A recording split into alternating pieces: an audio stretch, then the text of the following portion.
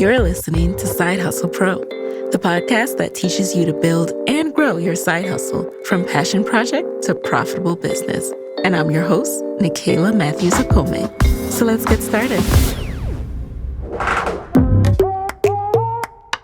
Hey guys, welcome back to the show. Today in the guest chair, we have Lola Banjo.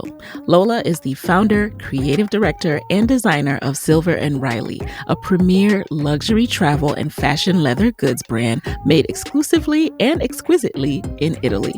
Self-described as a dreamer and a doer, Lola launched Silver & Riley in October 2019 with one main goal: creating stylish, functional, and luxurious pieces that do not break the bank, yet make you look and feel like $1,000,000. Each Silver & Riley product is designed in a way that combines her passion for problem solving and building things better through her experience as an engineer and now as a corporate strategist, with her love for fashion, which she picked up from her late mother, whom the brand is dedicated to. She draws, conceptualizes, and then works with her manufacturers to bring all Silver & Riley items to life. In today's episode, Lola shares how she manages a high-level executive position at a global tech company while managing a booming business. Let's get right into it.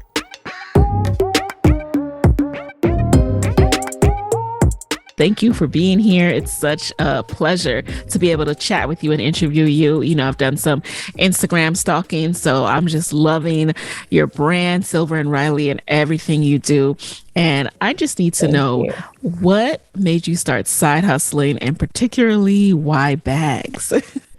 So it actually started about 10 years ago. I was in business school, and I was in between my first and second year. I was interning. So my internship was at Accenture, which is a strategy management consultant firm. So I had to travel for work every week. And of course, that wasn't my first time traveling, but I got to encounter business travelers a lot and really observe things that people struggle with in the day-to-day life of traveling. So I started just thinking about like how to make traveling simpler and easier in general. And you know, I had so many different ideas, and that's what business school inspires, just a whole deluge of ideas, right? But I didn't know where to kind of nail it down to. And then one flight that I took, I was coming back from my travels, like one Thursday night. It was like particularly cold. It was in the summer, but the plane was like just freezing. And I had asked the air hostess for a blanket. I was sitting in economy at the time, and I asked the air hostess for a blanket, and she's like, no, blankets are only offered in first class. Oh, wow. And then it kind of was like one of those things I was like, oh, really? Okay, so we're supposed to freeze back here? Because it was like super cold on the plane. But it sparked an idea in me, and I was like, oh, I need to create some kind of like travel accessories where, you know, you can bring on things like blankets and things that you need for the conveniences of travel. So I started ideating on this travel product, right? It was like this portable blanket that you can bring on the plane. At the time, there is like examples of that on the market, but at the time there was nothing. I searched and researched, and I was like, okay, you know what? I can create this. So I went on to my significant other at the time. I was like, I have this great idea. And we just started like sketching things out. He was in marketing, I was in strategy. That's what we were studying in business school. And so we built this business plan together to launch this travel accessories brand. And then it came time to have like the funding for it. And that's where things kind of got stuck, because trying to pitch it to like, you know, VCs at the time, went to the entrepreneurship lab at school, and it all came down to, you don't have a viable product yet. We can't give you money until you have something, right, where you can show. So they wanted you to actually produce the product. Okay. Exactly. Produce the product and actually have some traction, have some build a customer base, have a user base, and, you know, get some feedback, all which required money. And if you know, like anything like regarding like your MBA, you drain your savings and you're getting loans. So I was already in a financial hole before going into that. So I was like, okay. So you're like, how am I going to start this business? How am I going to start this business? So let me like put the idea to the side for now. So I put it to the side, and I started my career in strategy consulting. But you know, when you have an idea and you have a dream. Now, I have had over 100 business ideas in the course of my life, right? I have written down all kinds of business plans. Like, like my mind, I think most people have a lot of ideas, but I actually Exactly. also flesh it out to, writing out business plans. And I've done that for so many different ideas, but this was the one that just kept on coming back to me and kept Mm. on nagging at me. And I was Yeah. like, there's something here. So I just started paying attention. Like as I traveled more, I was in strategy consulting for 7 years. So I got to travel a lot during that time. So as I traveled more, I would just observe more, write things down. So my idea started to kind of transform to like travel bags, so Okay. duffels, rolling luggage, and really researching that market. And I was like, there's a viable case here. Everyone travels for the most part, and everyone uses a bag, right? So there's this really strong business case here, but I didn't know how to start it. And I was so immersed in my career at the time. I poured myself into my career and I was doing very well. But the better you do in your career, the more work, the more Yep, responsibility. that's how So they reward you. You exactly. get more work on your plate. You get more work on your plate. I had all these direct reports and things like, Yeah. so it was much harder to commit to it. But the idea just never left me. It Mm. would like literally haunt me. Like I would go to Even though it sleep. was on the back burner of your It mind, was it in the just back never burner. left. I was forcing it to be in the back burner, Yeah. right? It was naturally it wanted to come out. It was nagging at me so much. Like I would literally think about this business every single day. Wow. And I would envision my life around, like when I thought about it, I would just be like, okay, focus, get back to work. What were some of the things that made you keep putting it on the back burner? Like when you thought about it, was it the money? Was it not knowing where to begin? Was it thinking like, who is going to make this luxury item I have in mind? Like, I don't want it to Yes. be, just any kind of bag. I think that's exactly all the Yeah. above, Michaela. Like, so it was, okay, I needed to save up because at this Yeah. point it was apparent to me that there was no VC that was going to back this. And I actually got to a point where I kind of got like cocky, even though I didn't have anything. Yeah, I was like, I don't want anybody to take my equity. So I'm not giving up any equity. So I'm going to do this on my own, right? Right. I didn't have anything yet. I didn't have a Right. sketch. I didn't have Equity and anything. nothing. But I was still thinking about equity. I'm like, equity of 0% of zero. Equity of zero is zero. But But a anyway, I lot of was people like, do that. Yeah. right. So it was that, but it was also just not knowing how to navigate the landscape. I Mm-hmm. had not had anyone that started anything like as in my mind as big as I wanted to start at the time. I didn't know where to Mm. look. And Yeah. so around sometime in 2018, everything changed. So as I mentioned, like this business it's been like 10 years, actually more than a decade in the making at this point. Wow. Uh-huh. Because I thought about it in 2010, right? But around 2018, I was like, you know what? I'm never going to get away from this idea. I Mhm. know there's something there, and I will always regret not exploring it at this time. And I was like, it's now or never. Yep. Um, and I literally just took 2 weeks of PTO. And I said, let me just dedicate the time to just like fleshing this out with no distractions. Literally put my phone on do not disturb and just like started researching things, and just like trying to ideate around like, what is this business? What exactly is Mm. it? And then I said, okay, let me do some consumer insight studies. I hired a firm and I paid Okay. some money. And at the time, it was really still just travel products. So I was like, I want to develop a travel bag that is, combining all these things, all these functionalities and qualities that people are saying they wanted. Like I was scouring sites, like retail sites, like just reading Uh-huh. feedback and reading reviews from different customers in terms of what they wanted. So I hired the consumer insights firm because, of course, as I was researching on Google, there was so many different directions of where you can go and produce. Yeah. And I wanted to nail that down. I wanted to like, where should I manufacture? That was the number one thing I wanted to ask. I already had an inkling that there was going to come back as Italy, but I wanted to confirm it. I don't want to use my own biases to make that decision. And why And did you then have that inkling? Just based on the luxury bags that you buy? exactly. Okay. Exactly. Pretty much like if you think about all the luxury fashion houses, they're either made in Italy or in France. Most Mhm. of them are made in Italy, but I wasn't sure if that was important to people. I felt like it was made in Italy just because that's origin of where it comes from, Mm-hmm. where, Italian leather, there's a lot of leather being made, there's a lot of family history and all kinds of stuff in there. But I wanted to really pinpoint if it was actually important to the consumer for the Right. bag to be made in Italy, as opposed to just the fact that it's made in Italy by nature, right? So that's the first thing I wanted to confirm.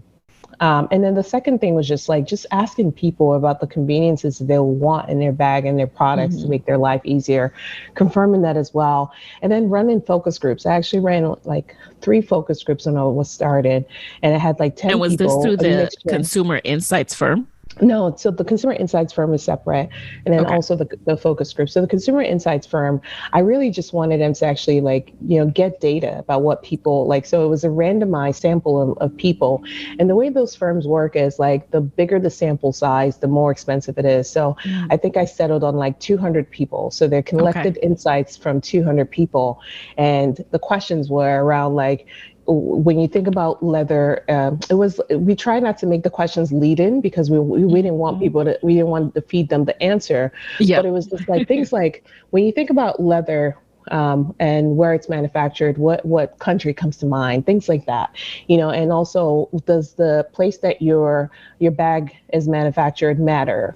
It was a set of about 50 questions that were asked to be able to Mhm. get to Italy, and everything just kept on saying Italy, Italy. I mean, literally, like it was like 90% of people were like, okay, it matters. Mhm.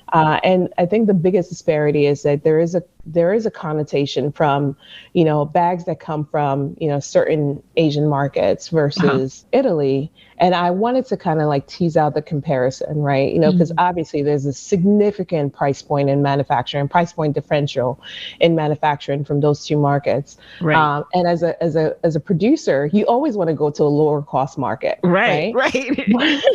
but but I was like, no, you know what? That's not going to fly. And then I Mhm. actually did do research. I did reach out to some manufacturers in those other markets to get prototypes of their product, and I was able to compare myself, and it was like night and day. So I was like, okay, Mm. there's no way I will produce in anywhere else other than Italy or comparable. Like, so there are also some But that's comparable awesome markets. that you went and got those prototypes made in the different countries to see Absolutely. what the quality would be. Okay.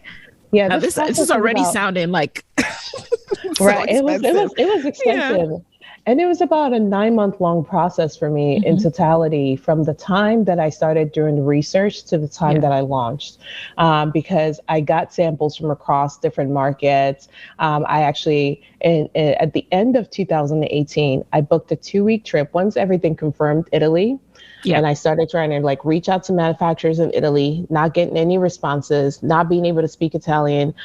My crazy ass book. Oh, I probably can. No, you can. It's okay.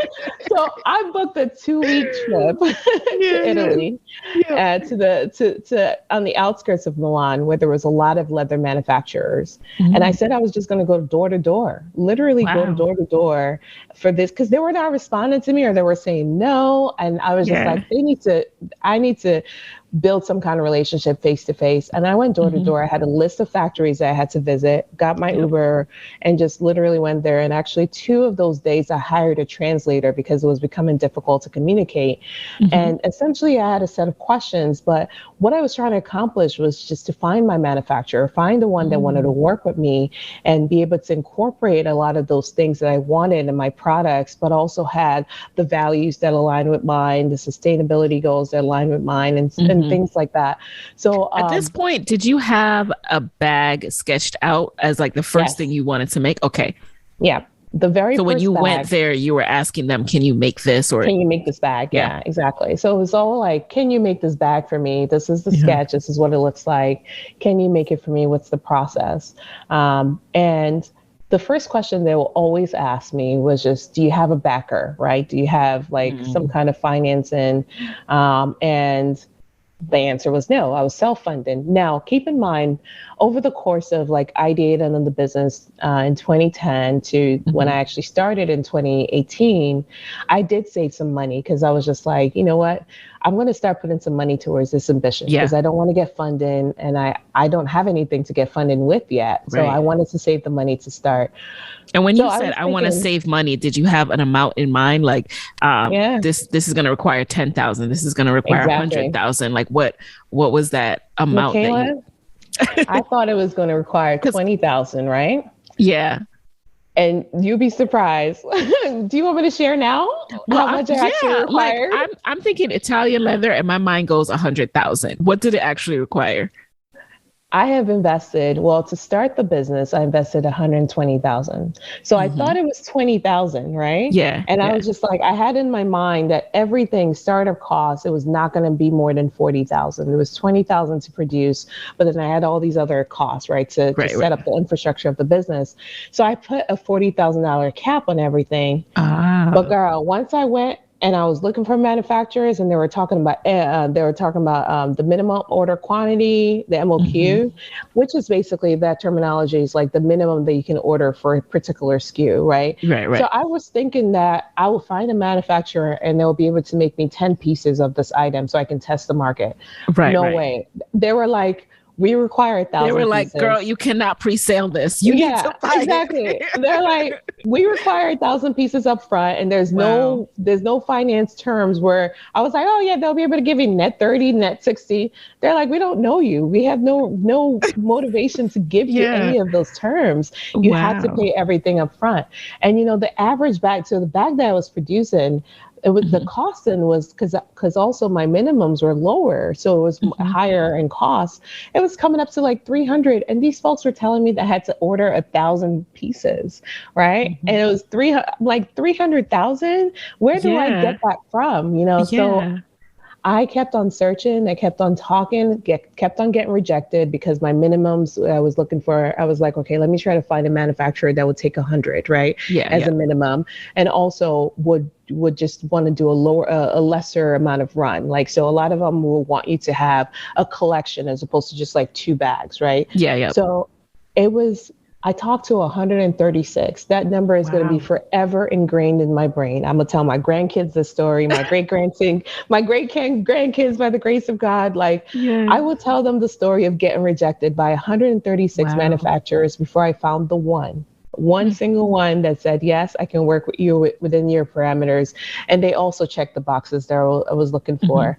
And it was like this major breakthrough of just like feeling so excited and relieved, but then also exhausted before I even started, Yeah. before I actually had a product that was already Right. tired. I was like, how do That, people start businesses? This is I crazy. Well, first of all, congrats. And were Thank all those you. rejections on that trip, that 2 week trip you took? No, no, no. It Okay. Over. was during that 2 week trip that I took, I went and saw maybe about 25 Uh-huh. manufacturers. And some meetings were very quick. It was like, nope. Some were longer, right? Some actually Yeah. sat down and gave me the proper respect and welcome and like, oh, we'll like Okay. to work with you in the future. And funny enough, Yeah. one of those that did receive me well, I work with them almost exclusively now because they were Oh, not they were wow. not able to work with me for because the first manufacturer I did find Yeah. is not them, right? So Hmm. they're one We of have to the talk ones that about that. initially, I know, Yeah. girl, there's We so we much. we have Yeah, time. We have we time. have Don't worry. time. Okay, I love it. Because the first manufacturer I found, Yeah. I'll tell you that story. But anyway, so one of the ones that initially like Hmm. rejected me, but in such a respectful, loving way, it was just like the business case was not aligned to them at the time, right? They did not Hmm. have the capacity to accommodate what I was looking for, what I needed at the time, but they did it in Yeah. such a loving, respectful way that when I was able to bolster up my financial resources and my Hmm. manufacturing capacity, I went straight back to them and I was like, I want to work with you guys because I love what you do. And I just love the way you handled me as a potential customer. You didn't have a Mm. dime from me, but you treated me in such a respectful way. But having that one, the first one that did say yes, the first Yeah. breakthrough in Southern Italy, I was so relieved and so excited to finally have a working prototype. I can So let me, imagine. And what was it about that one? Like, what is it about Mhm. what you presented, that everyone else said no to, that they were willing to work with? What do you think it was that made them say yes? I think at the time, unbeknownst to me, they were also kind of just like starting up their customer list, and they were excited to kind of just maybe even like let just newcomers or like people with less experience in that industry come in, because they were looking for customers as well. They're looking to bolster up their Rolodex. But it was not a Cinderella story. It was not a success story with that first manufacturer. No. Why is that? Yeah, I will say I was grateful.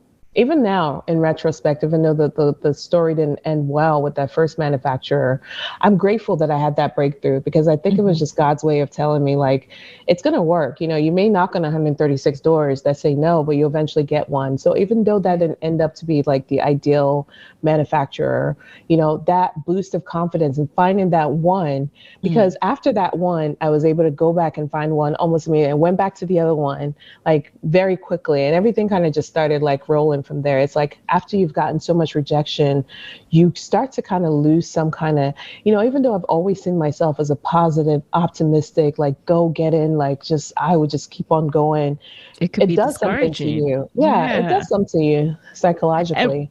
Were you able to create at that first slate of products and sell and at least recoup some of the manufacturing costs, or did you sever the relationship during the process? So let me tell you the story about that one that I did find. Unfortunately, here's what happens, right? In the manufacturing process, you find the manufacturer, you do the sketch, right? I do a lot of my drawings myself, and then they make it into a paper prototype. You accept it, and then they actually make a physical prototype. They send it to you, you inspect it, you make changes, and then they go make the production, right?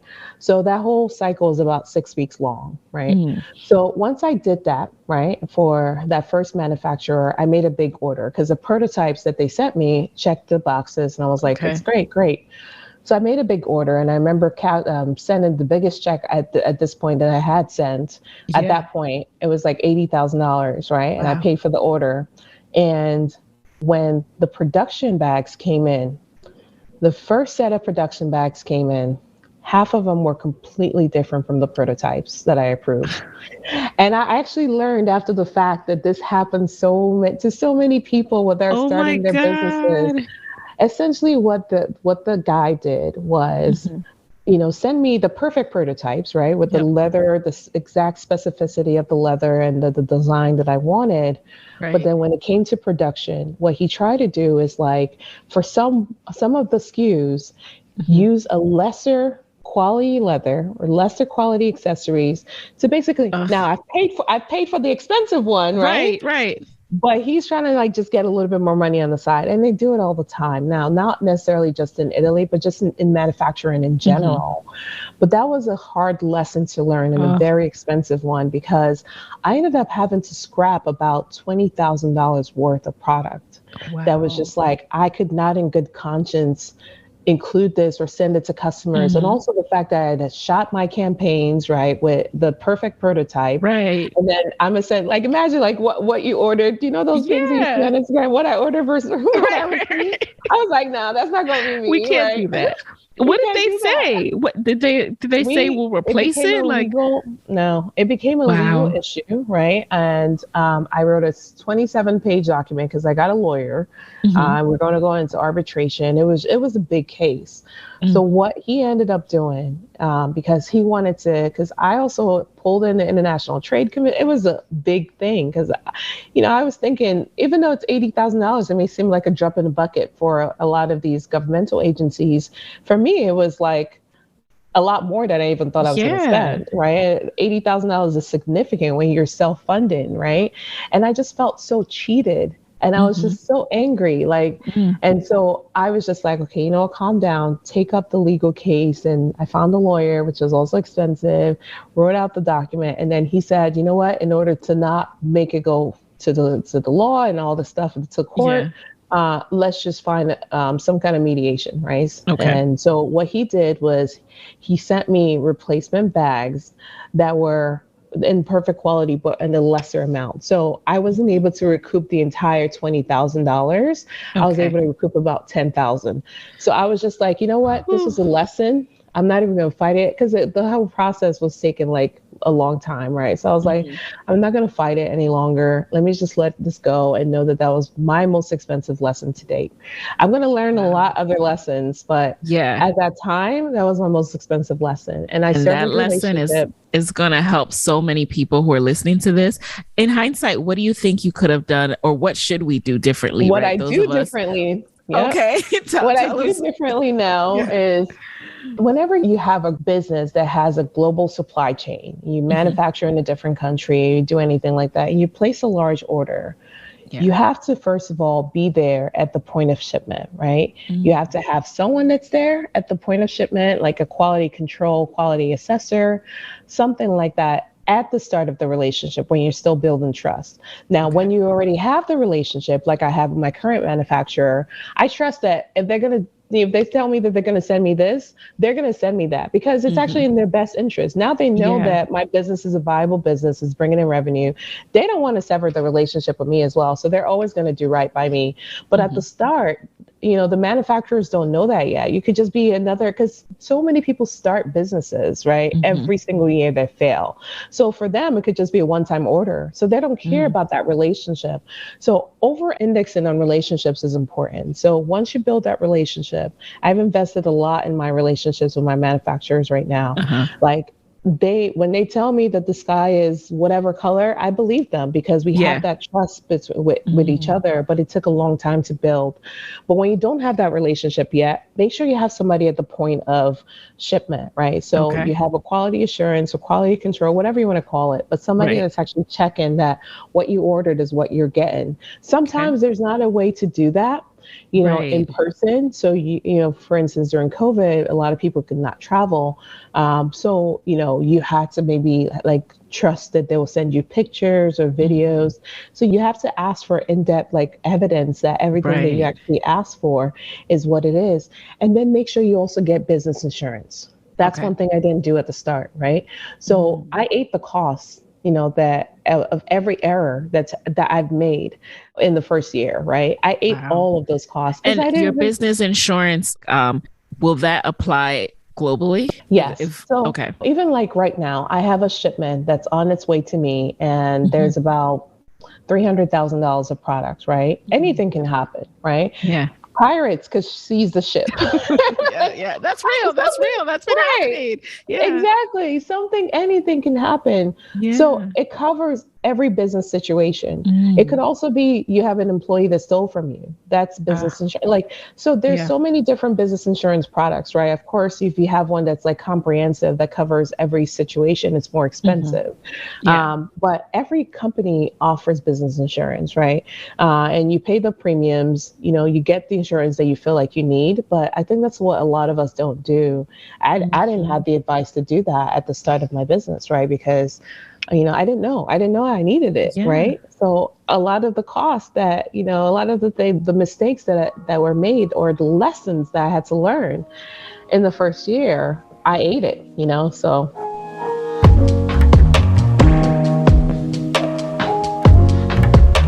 We talk about being self-funded, and that's one of the main reasons why I do this show and talk about side hustling, right? Because your job is that first investor. So in addition mhm. to your job, were there other resources and other places you look to for capital to help you fund this business on your own?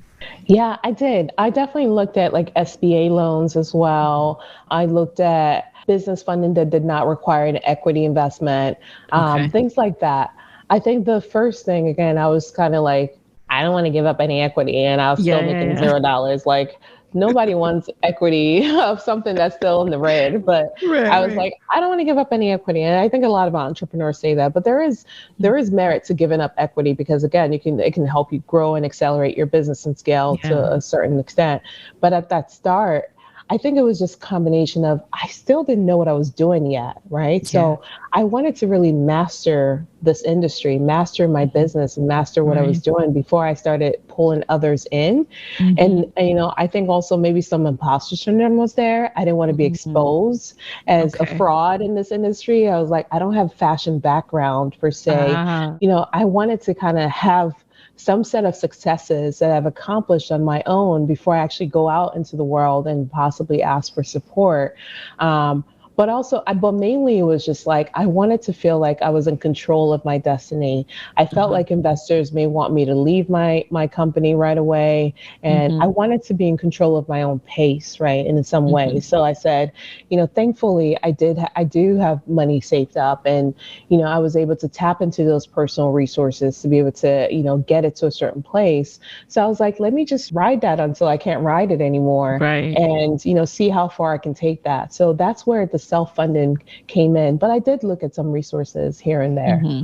And that's But still ultimately, scary, mhm, kudos to you because I mean, they're entrepreneurs who or side hustlers who have to drain their 401ks, drain their mhm, savings, and they're still at the end of the day looking around like, where did my money go? What do I have to show for right. it? So, at what stage were you able to put Silver and Riley on the market and Mhm. start earning for your beautiful bags? Thank you so much. So it was around October 20, well, it was in October 2019 that I launched. And I launched in October because I wanted to launch on my mom's birthday. The brand is dedicated to my mom. She passed away 20 years ago, and she taught me a lot of what I know about the energy behind entrepreneurship. But it took about a year of being able to, because when I took that flight to Italy, it was November 2018. But it was also like, when I first took those 2 weeks off in August 2018. So just about over a year before I actually got to the point from really sitting down to build this business to launching it. Now, my Okay. journey in total, you can say was a decade long, right? You don't Uh-huh. need a decade, but mine was everyone's journey is different, right? So, don't feel like if you have a business idea, you have to bring it to life right away. Sometimes you have to learn some things. You have to Yeah. study the industry. You have to learn the market. Everyone's pace is different. I mean, there was a sense of urgency in the fact that the dream was nagging at me, but Yeah. because I do have a full-time gig, I wasn't financially pressed to start a business. It was like I want to get to a place where I actually have this and I'm building an enterprise. I'm not just like trying to do a fast kind of, make a fast buck. I want to build a family Right. legacy. I want to build generational wealth from this. So I'm going to take the time and be heads Hmm. down and actually study the market, learn Yeah. about leather, learn about production, learn about manufacturing, learn about consumers, learn about what my customers actually need, do those market Yeah. research studies, those consumer insights, like build those focus groups, corporate feedback. I have really been taking the time because this is a business that I see as, everyone asks me like, what do you compare yourself to? I say Louis Vuitton. I'm not comparing I know myself. that's right. I know Right, that's right. exactly. I'm like, And that's you what I gotta compare see yourself. when I see your brand, and that's why Yeah, like my mind was just went to 100,000, off the rip, like of investment, thank because you. I see that quality. And, Thank you. and I'm glad you mentioned that going at your own pace as well. I think Mhm. that there's always nuance to everything. And so sometimes you see people who spend years and years and they don't seem to get their business off the ground. And so some people, see that story and they're like, oh, I need to just go out there. And no, there's gray area. It's not black and white. Mhm. Like I love the way that you learned the industry. You went and you went straight. You took time off to go to Italy. You did Mhm. consumer insights, and all of this takes money. So it's also It going back does. to not only are you saving, but then you're also working. You're working a really Right. demanding job as a strategy Exactly. consultant. So it's not Exactly. like you have, time to dilly dally all the time. Like I'm sure there were periods where you were just swamped by your actual day job.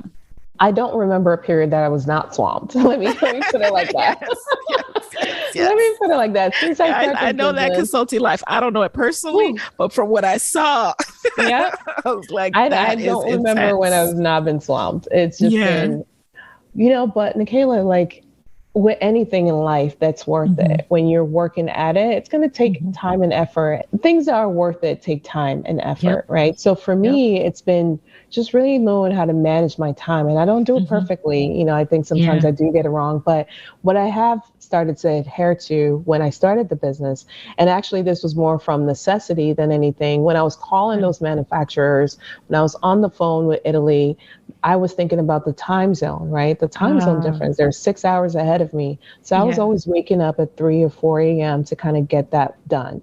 So my Mm-hmm. schedule and my body clock just automatically indexed to, you wake up every day by 3 a.m. And that's a schedule I've always kept. So Wow. I go to sleep every single day. I'm in bed by 10 p.m. Well, Mhm. maybe except for weekends or if I'm hanging out with friends, but most normal days I'm in bed by 10 p.m. and Yeah. I wake up around 3 a.m. and I start work. I start working on Mm. my business, and I work on my business for about 3 to 5 hours. I mean, for Yeah. about 5 hours or so. Whether it's like the lists that reading customer emails or ideating on something, Hmm. corresponding with my manufacturers, or building out the next collection. I'm doing something for my business, right? And then I start Salesforce, my job, around Yeah. 9 a.m. and I Okay. work there. I don't have a 9 to 5 because I have an executive role, so it's like whenever I'm needed, right? So it Right. could be, Right. I could have to travel that day or something, right? But typically, on an average day, I'm at work at Salesforce from 9 to maybe 6 o'clock, right? Okay. And then I do the personal things, from 6 to 8. And then I go back and look at the business again for a couple of hours, tie up some things. If it's shipping day, then, the schedule kind of changes a little Hmm. bit because we ship in the evenings, Mondays, Wednesdays, and Saturdays. But if it was just a normal day, then I just answer emails or whatever it is. I try to send things that I need to do to maybe editorials, whatever it is. And then I go to sleep by 10 and I wake up at 3 a.m. and rinse and repeat. So that time management and just being sticking to that schedule. Now, Hmm. I definitely understand that not everyone can have the luxury of that time, right? That Yeah. schedule, because I don't have kids yet. I don't have a Yeah. lot of things that are maybe demanding of my time other than my work and my business and some family things that I have to also take care of. But most of my time is still kind of my own to manage, Hmm. right? So I'm benefiting from that. So I just say that because I don't want to make a blanket statement like, oh, everybody can manage it. If you have a newborn baby, Right. that's Well, a but you different know ball what? game. Listen, even when I didn't have a newborn baby, I still struggle to manage my time in the way that you're Hmm. describing. So it's still Hmm. so admirable, like for you to be Thank you. that disciplined with your time. So Right. you launched in October 2019. Yep. What happened next? What was the customer response? What was the revenue like? Was it starting to Hmm. pick up right away, or did it take some Yep. time to get that customer base? So I had a launch event, which included Oh, my okay. family and friends, Yep. some industry personalities like stylists, influencers, and Mm, things like that. It was a very successful launch event from the perspective of I actually made it a sell-in event as well. I launched okay. the product, told the story. It was a party, cocktails, all that stuff. But then people could also place orders. So that was my Mm, first set of customers, right? Where they okay. actually placed physical orders for the bags. And then, I had a whole bunch of like marketing stuff that I invested in across social Hmm. media. And of course, my personal social platforms. Hey Yeah. guys, I just launched this brand. So that was my first set of customers. It's just like family and friends, right? Yeah. But then it started to grow from there. By around January, I started to see my first few customers that were names I didn't recognize, right? So once you start seeing names that you don't Yeah, recognize, yeah, it's like, yeah. oh, this is growing. Like, who's this Yeah. person? But how'd So you hear around about this? January, exactly. So about like 2, 3 months after launch, I started seeing names I didn't recognize. And then Mm. by February, it was like a lot more names I didn't recognize. And I was like, okay, the business is growing. I started investing into more ads on Facebook and things like that. And it was doing really great. And then March 2020, Corona. And let me tell Corona, you, Corona. Yep. Corona. I mean, I'm sure we're all tired of hearing about Corona at this Yep. point, Yep. but it had a major impact on my business. Mm. Major in the sense that 5 months after I launched, everything came to a standstill. 5 months after I invested $120,000 into my business, everything came to a standstill. I had the first month and a half of the pandemic, I had zero sales, Wow. zero. Like literally, my Shopify store said zero, like for those months. There was Yeah. not one sale. And yeah, I think again, I'm such a calm, like optimistic, and in some cases spiritual person. Like I Hmm. believe in like divine, I believe in the A higher universe. I believe in power. God, a Yeah. higher power. But that was the first time in a long time that I actually just like started freaking out. Like, did I Mm. make a mistake? Like, have I am I going to lose everything that I've Yeah. invested? And again, at this point, it was $120,000 in, which was a lot of money to me at the time, a lot of money to anybody, right? But Yeah. it was a lot of money. And I was just like, of course, I hadn't made a profit yet. Everything, even all the sales that I had made prior to that was being reinvested back into the business. Mhm. So it was just like, what's going to happen? And then I had 4 women on my team, so one was an intern doing marketing, publicist. I had to make the decision. I didn't have any money to pay them. So everyone had to kind of go. And it was a lot. And then That's very the worst sad. part Yeah. was I had just placed this big order for my spring collection, my spring Wow. summer collection. And I remember the shipment date was around like the end of March, but Yeah. Italy was the market that was hit the worst by the virus, if you recall. So they shut down by the first week of March. I was like 2 weeks away from getting my delivery, and they had Yeah. to shut down their factory. Their factory did not reopen again till like August, September. So I had Wow. spring collection with all these Mhm. bright colors coming to me in September. I had all Yeah. this marketing and everything. So I had all my working capital tied up into that. And Mhm. it was a lot. How did you stay sane and motivated and just, calm and not completely just have a breakdown? Or maybe you did. I think I had a couple of freakouts, like maybe Yeah. not a complete breakdown. I think honestly, one thing that kept me grounded, I mentioned earlier that this brand is dedicated to my mom. She's Mhm. my biggest motivation, inspiration. She was a entrepreneur in her time as well. She passed away 20 years ago, but she had several businesses and she Mhm. was just a very positive, loving person that everyone loved her. Yeah. And she had such a really grounded perspective on life, which is where I Mhm. get a lot of my perspective from. And she used to just have, whenever things would go wrong, right? She used to Yeah. always say, it could be anything small. She'd be like, no condition is permanent, right? And that's something I heard almost all my life while she was alive. Yeah. No condition is permanent, right? Everything is going to be okay. And Mhm. she meant it in the sense that whether you have something when you're in the middle of a storm, it will eventually Mhm. end.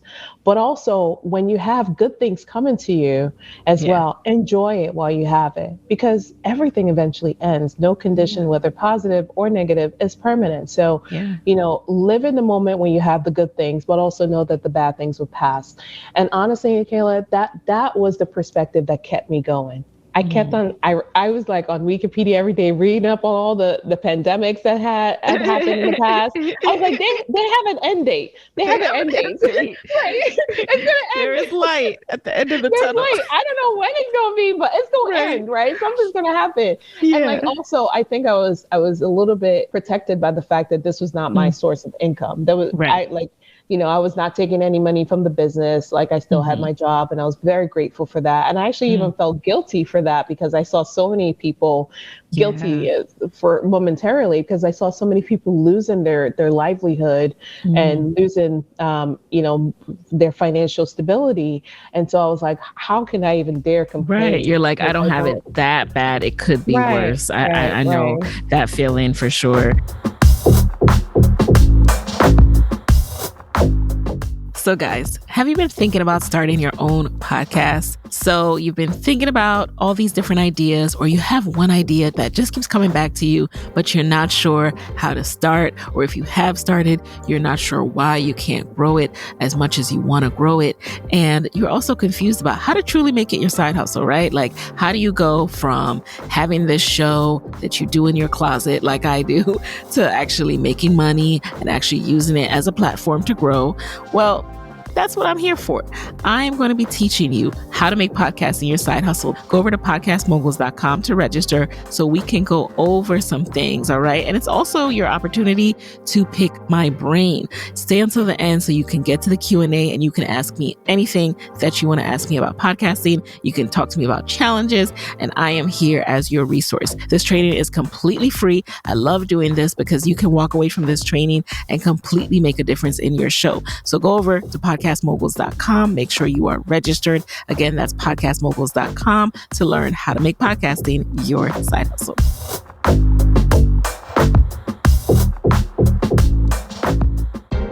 when were you able to pick things up again? And how did you Yeah. go about, I'm curious how you were going about your marketing, because I see it now on influencers. I see you've been featured in major publications on TV as well. So how did you reshift your efforts to your marketing, and what did you Yeah. do to get that kind of coverage? Yeah, I've always really indexed on building relationships. Relationships are Mm-hmm. so important to me. And in the first year and a half, 2 years, I said I wasn't going to do any kind of paid influencer. I wanted people that were going to just love the brand, love my story, what I'm about. Yeah. And, I actually had, like, God placed a lot of people in my life that just like, wow, you have this brand and you're doing it yourself and the products look amazing. We'd love to support. How can we support? So Mm. people were reaching out to me, and I was cultivating those relationships just Yeah. because, I was genuinely like, I have had influencers that I've followed for years, for years and years. For instance, like Shayla, All Things Slim. She was Yeah. first featured on Fashion Bomb Daily, like maybe in 2012, and I followed her for a long time. So when I launched my brand, I just like reached out to her. I'm like, hey, I've been following you for all this time. I really love your Yeah. story. I felt like I knew her family because, I had like seen her kids be born and grow up. And so we connected. We connected Yeah. like that. So I just like really invested in cultivating real Mm. authentic relationships, and like, really telling people my story, taking the time, whoever responded. Now, I will say, like, I sent hundreds and maybe thousands of emails, and I didn't always Wow. get a response, right? And that's going to Yeah. happen. I think when it happens, at first you feel like, oh, that sucks, that Yeah. rejection, but you learn that it's just a part of the game, and people have limited time and Yeah. resources to allocate. So it's okay. But, the relationships that I was able to cultivate, I was able to do that. And then I focused on the marketing side as well, like, Mm. shooting campaigns that I felt like were attention grabbing, investing in ad spend, things like that. And then, and also I re-engaged with a PR firm as well to Okay. see if they can like help craft the story and also just like the brand image. So it was just like really just like taking the time. And again, it was because, like, to the title of your podcast, like, as a side hustle at the time, it was not the only thing that was bringing in actually, I was not taking any revenue from it at Hmm. all. So I was able to do that. I was able to take that time to actually see what will work. Yeah. I think a turning point in that journey, actually, at towards the end of the year, Paige and Dr. Dre, she is an influencer on Instagram, but she's a doctor. She's a real life person, and she's a real Yeah. life friend now. But she fell in love with the bestseller, which is this bag, the convertible executive bag, right? Ah, how I sent beautiful it is to that, you guys? Like, look at I can send that. it to you, by the way. Oh, thank you. That's not, So I'll get that's I'll get not, your I know, I'll get I your did not tell her to information. do that. And you No, have to feel no. pressure to do that. But oh, thank No, you. no, no, no. No, but Yeah. seriously, I sent her that bag and she Hmm. loved it. So she posted Yeah. it to her doctor community, and they Yeah. all loved it too. And then that was a turning point in, like, just bringing the Mm. business back, like, so I started actually start seeing sales again. And, Yeah. so it was a combinative effort, of just building those relationships, Right. investing in marketing, the ads, and just like, finding people that naturally gravitated towards the story, the authenticity behind the brand, and Yeah. what I was also the mission of the brand. So I didn't Hmm. mention that I give back 5% of all sales to Wow. women as grants to start their business, because I know how hard it is when you're starting out.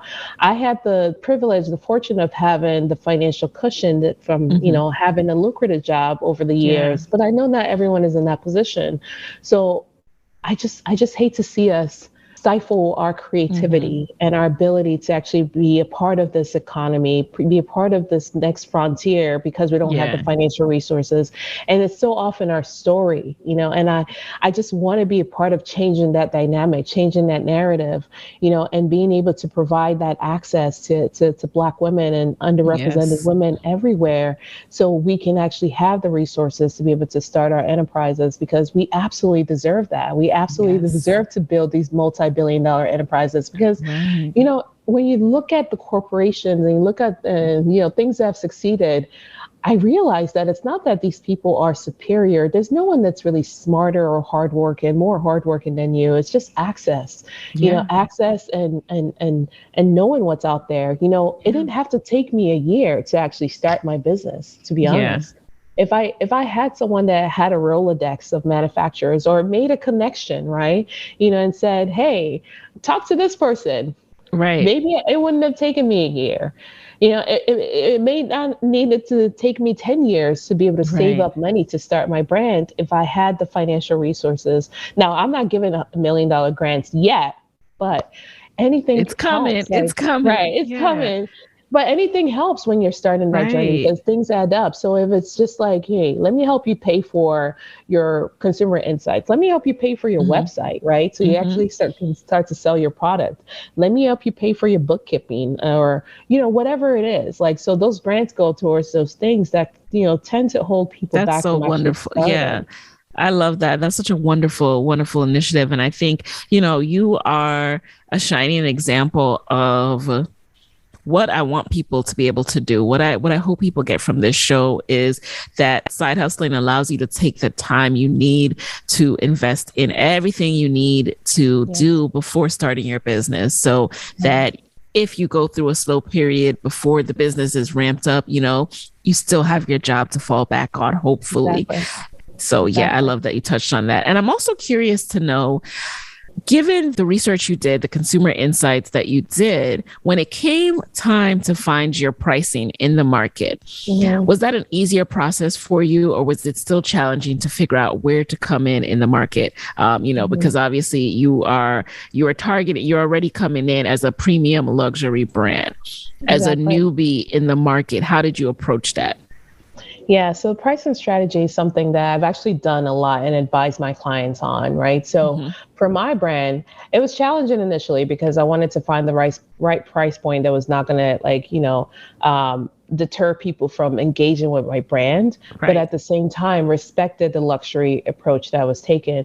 And also some of it was from necessity as well. It was like if I'm producing this bag for $300, $400, I cannot price it at 300, right? Because then Right. I Right. lose money, right? Yeah. So going into a luxury market necessitated that I had to price at a luxury price point, but I Mm-hmm. wanted to keep the brand attainable luxury. So my Okay. demographic had always been us, right? Women like us that, we have disposable income, we work, we have professional careers or we do things, right? And we have Yep. some money. We can spend money on a $2,000 bag, but we don't necessarily have to. You can get that same quality in a bag that's like $500 or Right. $700. So that's the demographic I wanted to appeal to, the demographic that I recognize, right? So, Yeah.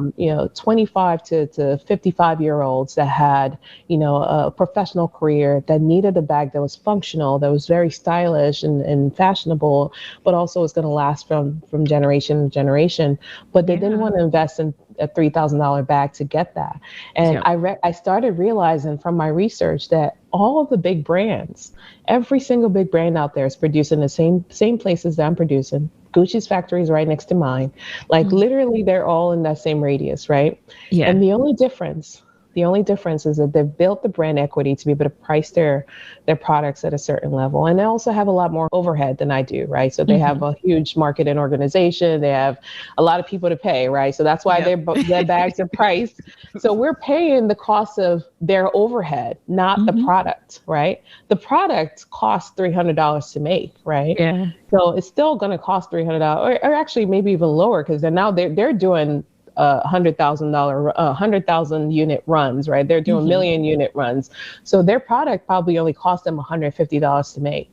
But we, the consumer, when we buy a high end luxury brand, we're not Yeah. paying for the products, we're paying for their overhead, right? Yep. So I'm like, if I don't have the overhead, right, and I'm going to keep that overhead down as a direct to customer brand, right, at this time, Yeah. I can pass on that back to as savings to my customer, right? So I Right. wasn't greedy in the sense of like, I didn't want to price it too high because to me it was just like I wanted to build the brand, build the Hmm. loyalty, build the customer base first, and just really invest in that. So revenue was not an initial motivator for me in pricing. It was like really just finding the price point that, of course, did pay me because I am still in business. So I'm not like Yes. a Yeah. nonprofit, Right. right? Right. Right. But but the margin was not exorbitant. I wanted it to be attainable luxury. I wanted it to be like you're getting this bag for a price point that actually respected the cost of production, and also includes a little bit of margin for my efforts and my marketing costs and all the stuff to be able to bring it to you. So that's how I arrived at the price. And I made a conscientious decision to keep all the prices less than all the bags less than $1,000. Okay. This bag is the best seller. And when I started, I priced it at $5.95. But unfortunately, last year I had to make the difficult decision to increase the price to $6.95 because everything increased in prices. Like my manufacturing costs for that bag increased by 20%. Wow. And then DHL wants to increase their prices too. And I'm like, why are you guys increasing your prices? I'm like, I don't get it. Everybody was sending me going up. Right. Everybody was price. Y'all already know it's not today's price. It's not today's price. Literally, that's what all my vendors said. Like everyone was sending me a notice at the end of the year, like our prices are increasing by blah, blah, blah. I'm like, why? Yeah. So what are the signature bags that you have now? I see, you have the Durban bag, you have the belt bag. Talk to us a little bit about all the SKUs that you have. Yeah. So one thing you'll see that all the bags, well, not all the bags, most of the bags have a city name, right? So that's inspired by. This was originally a travel brand. And also I love to travel. I've been to over 100 countries. And so I gain inspiration from all these cities that I've been. So I've named the bag the Milan bag, So when you go to Milan, it's very chic and stylish. And so that's the bag that I named after Milan. And then I have the Dubai bag, which is more colorful. So some of those styles have more color. And then they have the gold chain. Gold is synonymous to the Middle East. The Geneva bag, I have that as the messenger bag. So when you go to Geneva, Switzerland, a lot of people are in business, so they're running from here and there. So I created a messenger bag around that. So anyway, so those are all inspired by a city. The SKUs that are doing the best right now, honestly, since launch, has been that convertible executive bag. It is a bag that literally every woman can see themselves, or men. I have male customers that have this as well, but everyone can see themselves carrying this bag because, it comes in 7 different colors, but this is the best-selling color, this olive green one. You can wear it as a chic bag that you're just taking, just I'm a stylish person, I'm wearing this bag, or you can take it to work. Yeah. Some people even use it as a mommy bag, right? And then because it's so chic. Yeah. Exactly. Because of the functionality where you can turn it into a backpack, right? So I designed that functionality of you can loop the straps around it and put it into a backpack. So nice. So it's very convenient. You can wear it in 4 ways. So this bag has just been doing exceedingly well, so I call it the bag that every woman needs in her closet. This is like you're going out, you're running errands, just pick up your bag and go. Like everyone uses this bag. Where I have customers that bought all 7 colors. What? It's crazy because I'm like, oh my gosh, like you love this bag that much.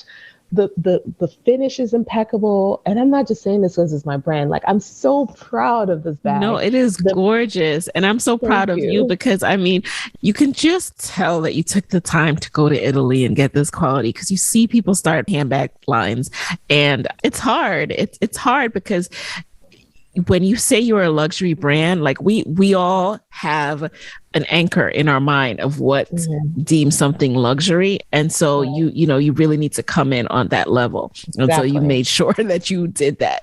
Exactly. So that is just... I was like, I cannot call my brand a luxury brand if I don't have the luxury touches. All the bags come with a dust bag. They have the luxury packaging. And just even the way that I like my customer service, that's something that if you read the reviews that people leave, they constantly talk about the service that they receive. I want it to be a luxury service. Like I want it to be like a white glove. Right. I don't have the infrastructure necessarily to make it fully white glove at this point, but I really wanted people to feel good interacting with my brand. Like I want them to feel like they get individualized, personalized attention to what they need. Listen, I can already see. So are you doing this on your own now? Now you talked about having to let go some of your team. As far as customer service, you talked about responding to things. Are you a one-woman show or have you been able to build some of that team back up? So here's a lot of entrepreneurs don't like to admit this because you're on Instagram. People are like, "We will respond to your inquiry." Most of the time, it's just a one person shop, right? So Yep, yep. all of 2020, like at the end of 2020, well, after the pandemic, once unfortunately had to let some people go. So the Yeah. rest of 2020, it was all me. All of 2021, it was all me. And then Yeah. my brother came in as well towards Oh, the end of okay. 2021. And now I have another person as well that's helping Yeah. me. But if I'm being honest, it's still mostly me. Like Mm. my brother helps a lot with the logistics, like, Yeah. handling the DHL and the fulfillment and Yeah. things like that. But when it comes to the strategy and the marketing and even the social media and how I engage with influencers, the Yeah. design aspects, it's still all me. And as I grow, I know that I'm going to bolster up the team. Right now, it's the three of us, but I've always still be kind of like been conscious of keeping overhead down because I want to Hmm. keep that price point attainable. You're the only way to keep the price point attainable is like my costs go down, right? Or I keep the overhead down. So my Yeah. my cost of production rather. But actually that is happening because as I'm ordering more units, as Hmm. I'm getting more sales, I'm negotiating better pricing with my Okay. manufacturers, right? Yeah. So that is happening. But I'm building this into $1 billion business. So this I is know gonna be that's an right. enterprise, right? Yeah. And I So mean, I'm what gonna is have your a whole advice? team.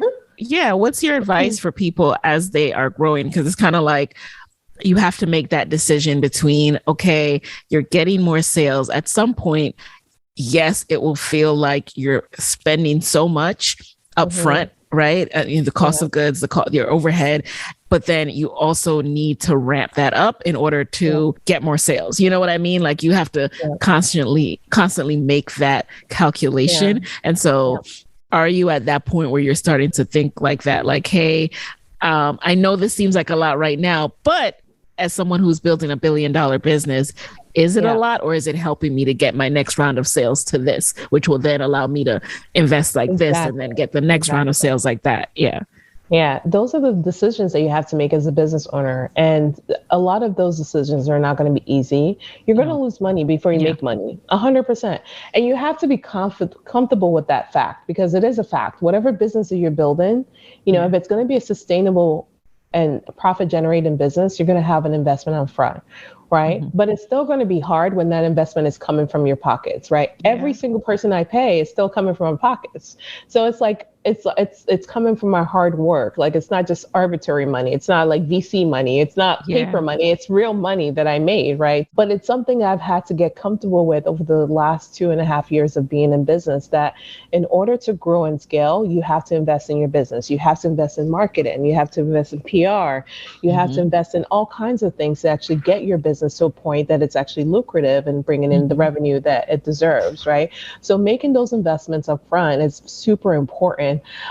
And you know that as you're growing and you're scaling, you're able to actually recoup some of those investments back, Yeah. So it's okay because you actually start to see it. So for instance, one Yeah. example is Facebook spend, right? If you're only spending $5 in ads, you're only going to get $5 of results, right? Right. Right. But at first it's jarring to think like I'm going to invest $1,000 in something that's not tangible, right? So Yeah. say like, but then you're like, okay, you start to see some of the return in $1,000, right? And like, Yeah. oh, maybe let me try $5,000 a month in Right. my. Right. That's the stage I'm at right now because it is jarring because like ads is not a tangible thing. So I'm like, what am I? Yeah. Am I just putting like $5,000 into the ether? Like, what the hell? Right. But then you Right. start to see the return on that investment, right? Mm-hmm. And at As you least you can scale. track ads, you can track the conversion, with Facebook Exactly. ads, and you can Right. see how people are moving once they come to your site and things like that. So Right. that makes it a little less scary, but I know what you mean. Like it's not like Yeah. sometimes you just you're like, I just want people to buy, I don't Right. want them to just visit. I don't want them to come back. I don't want to retarget them, but it's part of the process. No, I learned. So one thing I learned in I think I learned in business school, but also just Uh-huh. like in school of real life, right? A customer has to see your product 7 times before they Yes. actually make a buying decision most of the Yep. time. Whether they see it on Instagram, they see it on the influencer, they see it on TV, they see it on something, they have to hear about it and see it about 7 times before they actually go into their pockets. Now, That's the average customer. There's customers that see the bag the first time and they're like, I love it. I want it. I love it. I'm going to make a decision. That's your like easiest sale. But the average Yeah. sale takes a lot of time for, and I actually look and I used to study the customer characteristics of people, how long they spent on the site, what sites what pages they click on, and also how many times they came. A lot of customers come to the site several times because, again, my price point is not $20, right? It's not $50. Right. So sometimes they have to think about it like, It's a oh thoughtful wow. decision. Yeah, Yeah, it's a you thoughtful have to make a decision. very thoughtful decision. And Yeah, but one of the things I love about Shopify, you can kind of be like, "Hey, did you forget something in your cart?" Or not. exactly. All the e-commerce platforms now, Yeah, like, "Hey, yeah, exactly. I know you were here," without being Right. creepy.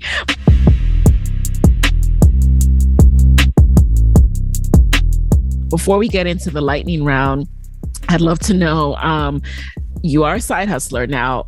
You talked about your timeline and everything like that throughout the day, but when do you have time to do anything else? How are you fitting this into your life? Your business has grown so much. You have a really high level job as an executive at Salesforce. So how are you making this all work?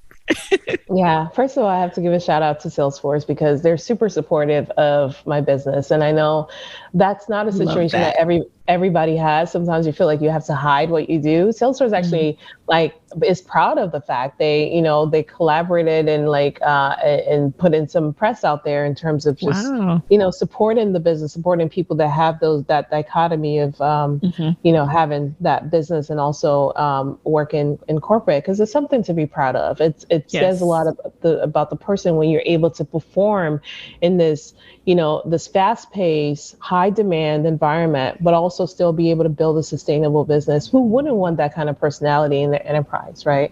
So I do have that support. But that said, it's still a lot of work and commitment, right? You have to be able to be self-disciplined, know that this is something that you actually want, because if your heart is not in it, you're going to just burn out really fast and you're going to hate it, right? Yeah. So it's something that I love, and I want to actively engage in it. I want to actively engage with my customers. But I'm not going to lie, there's sometimes I'm just like so stressed, so tired, Yeah. I'm just like exhausted. And then I have to attend to this, attend to that. And I'm just like, I just want to break. Like, I just want to break. I'm about to break down. I'm like, I just need some time. So when that happens, you have to make sure that you're caring for yourself. Like before that even happens, care for yourself every day. So some of my non-negotiables on a daily basis, I have to have that quiet time that's just me, right? That I'm just just zenning out. I read during that time. I do some meditation. I do my manifestations. That is time for me not to think about work, not to think about what I got to do today or anything like that, but just focus on me. What does Lola need?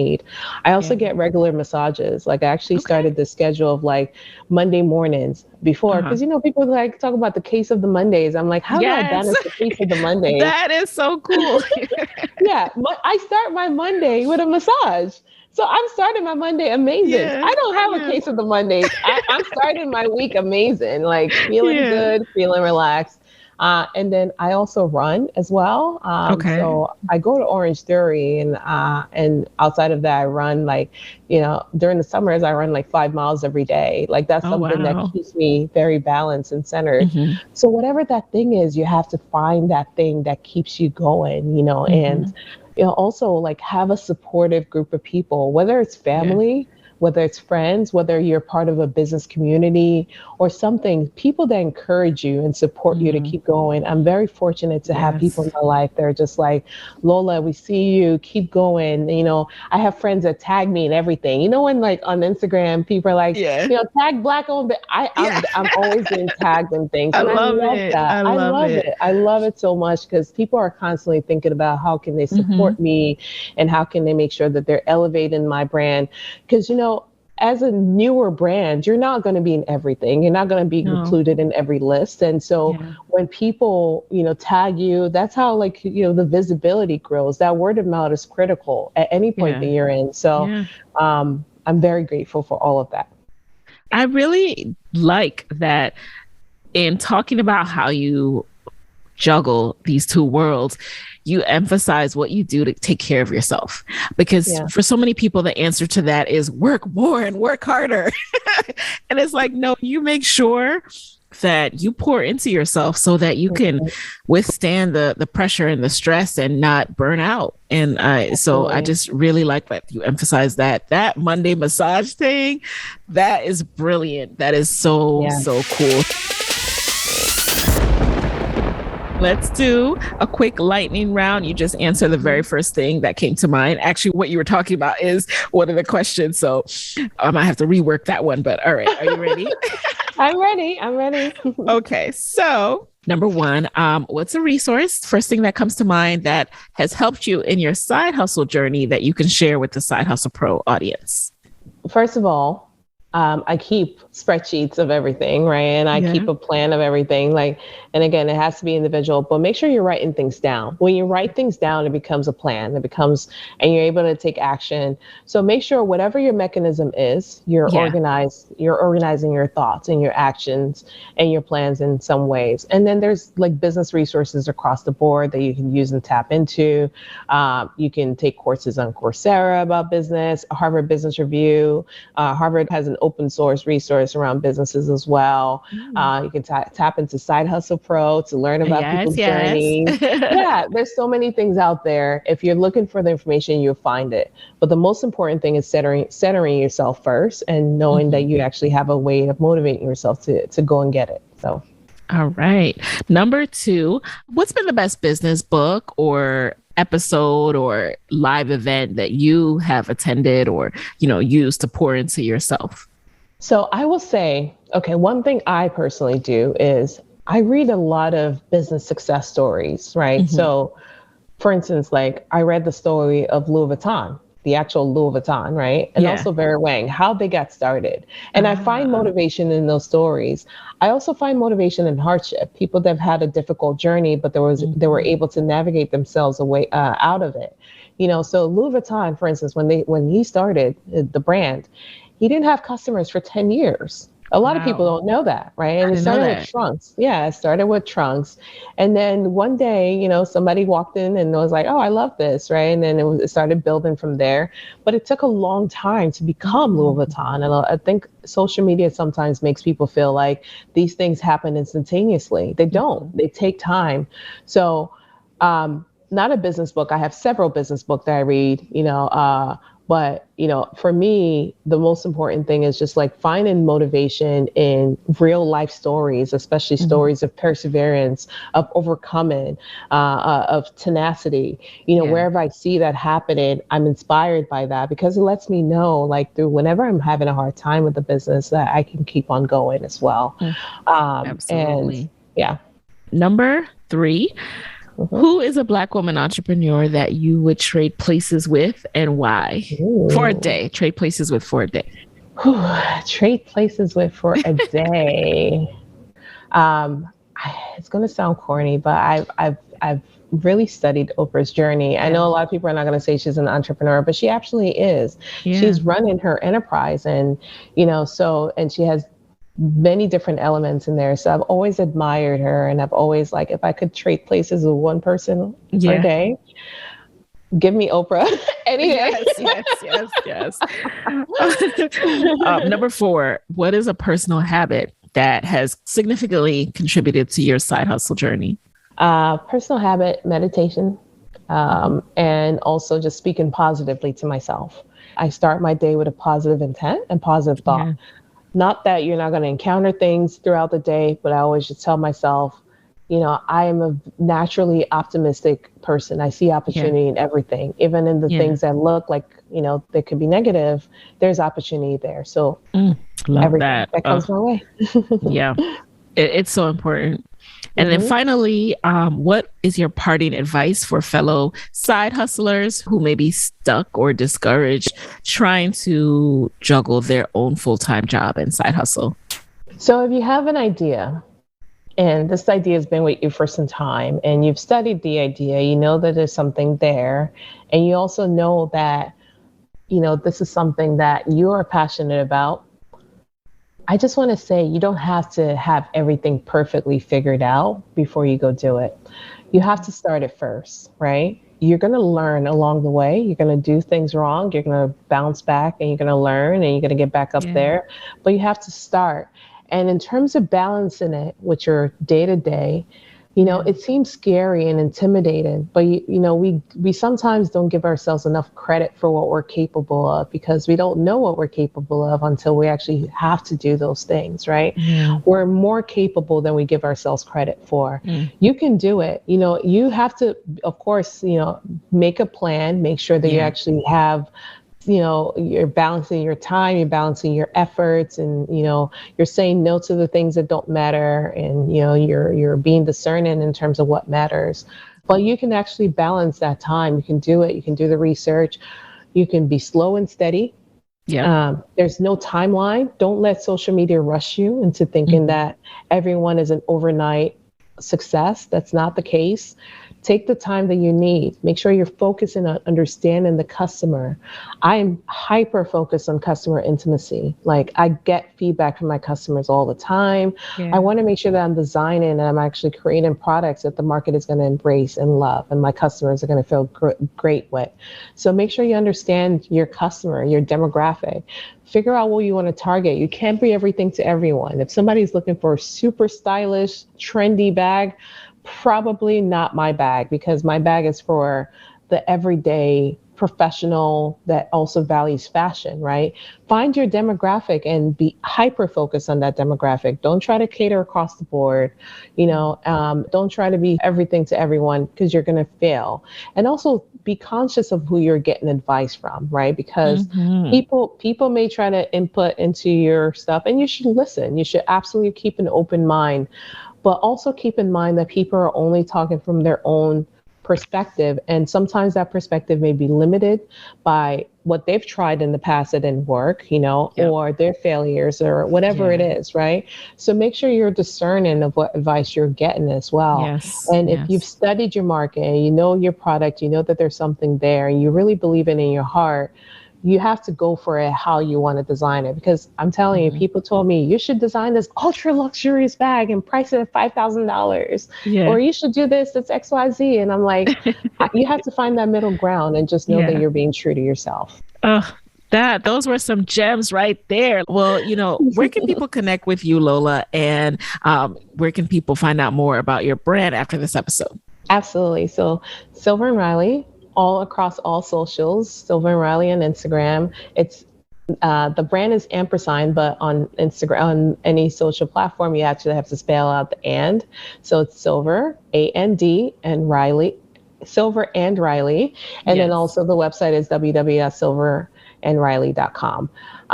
That's where you can connect. That's where you can find awesome products. And I also wanted to share a discount code with the Side Hustle Pro community as well. You can get 20% off using the code Side Hustle. 20% off with the code Side Hustle. And thank you so much. That's so generous of you. We really appreciate that. Thank you so very much. And one thing I want to add before we wrap up is this episode has really poured into me today. I can't even quite put the words around it, what specific thing it is that has done that for me. But I just want to thank you for that, because it definitely has. And I can feel that in my soul and in my spirit. And I hope it has done that for you as well, you guys listening. So with that, there you have it. Hey guys, thanks for listening to Side Hustle Pro. If you like the show, be sure to subscribe, rate, and review on Apple Podcasts. It helps other side hustlers just like you to find the show. And if you want to hear more from me, you can follow me on Instagram at Side Hustle Pro. Plus, sign up for my 6-bullet Saturday newsletter at sidehustlepro.co/newsletter. When you sign up, you'll receive weekly nuggets from me, including what I'm up to, personal lessons, and my business tip of the week. Again, that's sidehustlepro.co/newsletter to sign up. Talk to you soon.